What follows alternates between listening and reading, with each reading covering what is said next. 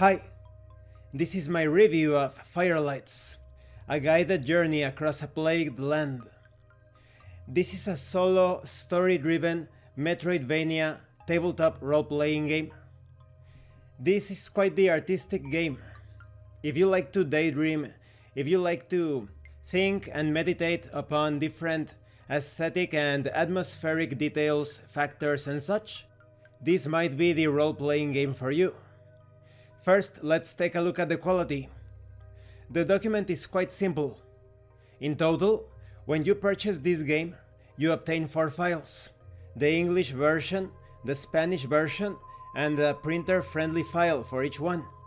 Each file is a triptych. You can print this and assemble it as such, but if you want to use it as a PDF, it's 2 pages. You only have a single illustration.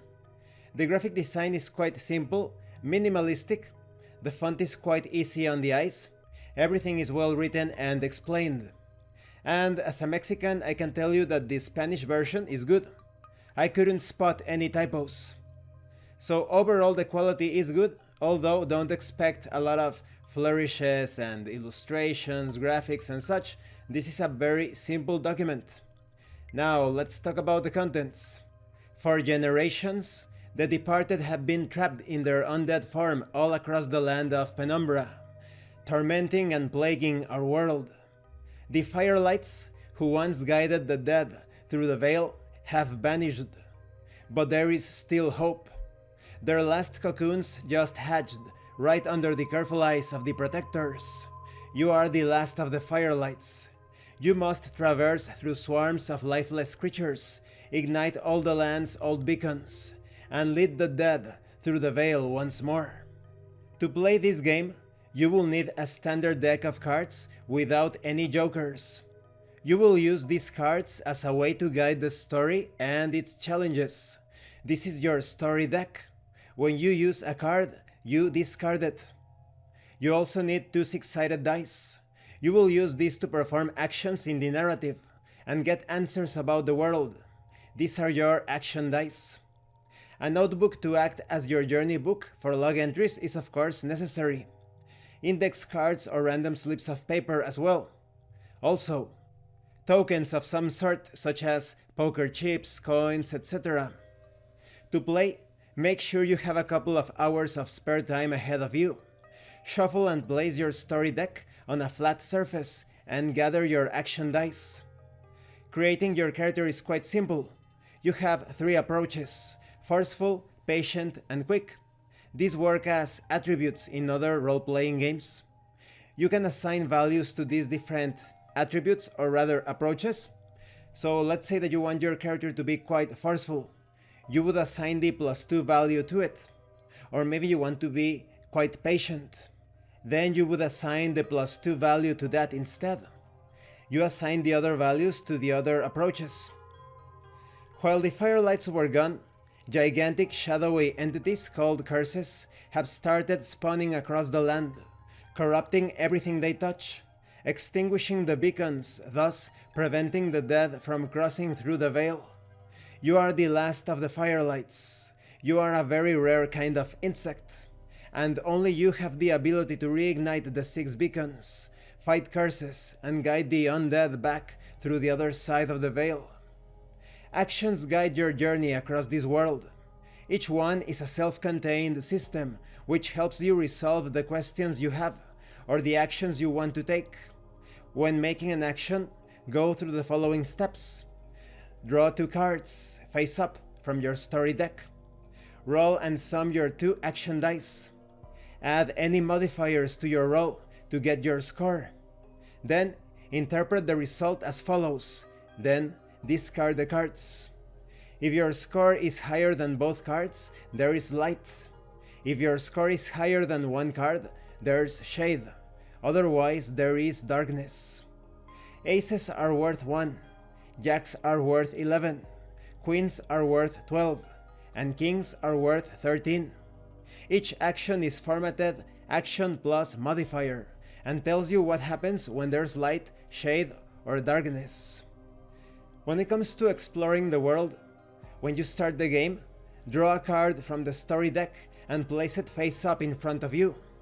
This is where you are right now.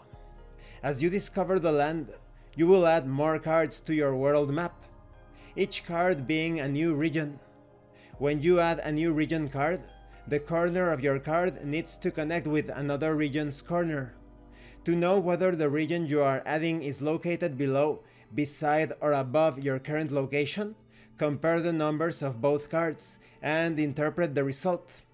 If the number on the new card is higher than the one on your current location, place the card above. If the number on the new card is lower than the one on your current location, place the card below. And these are just a couple of ways in which you are going to be building your map. This map is going to look like a Symphony of the Night sort of map, staying close to the metroidvania feel.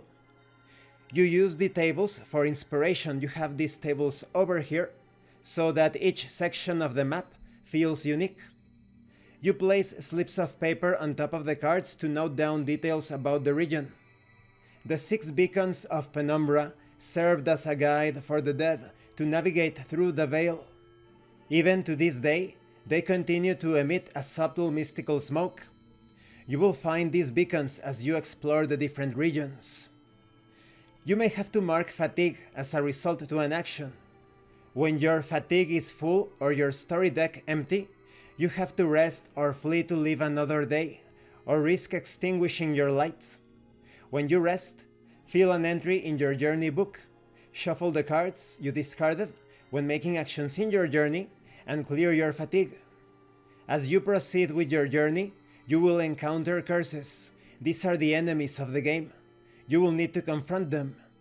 Build a stack of cards as described in the Fight a Curse action.